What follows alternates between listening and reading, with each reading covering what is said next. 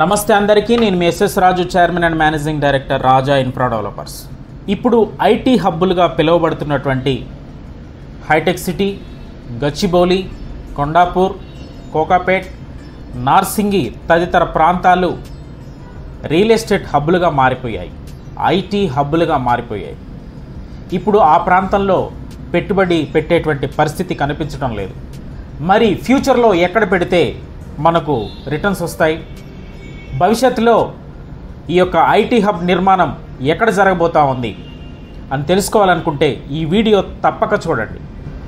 అంతర్జాతీయ స్థాయి కలిగినటువంటి పోచారం ఇప్పటికే ఐటీ హబ్గా మారిపోయింది. అనేక ఐటీ సంస్థలు తమ వ్యాపార లావాదేవీలను ఇక్కడ ఆపరేట్ చేస్తున్నాయి.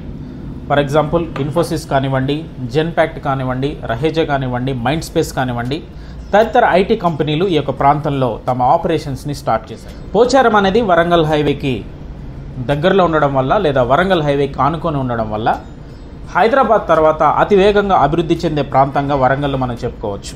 కాబట్టి ఎగ్జిట్ 9కి దగ్గరలో ఈ యొక్క పోచారం ఉంటుంది. ఈ యొక్క పోచారం చుట్టూ అభివృద్ధి చాలా అద్భుతంగా జరుగుతూ ఉంది. ఇంటర్నేషనల్ స్కూల్స్ ఏర్పడ్డాయి. విద్యారంగానికి, వైద్య రంగానికి ప్రత్యేక స్థాయి కల్పిస్తూ అనేక హాస్పిటల్స్ కానివ్వండి, అనేక స్కూల్స్ కానీ ఈ యొక్క ప్రాంతంలో ఏర్పడ్డాయి.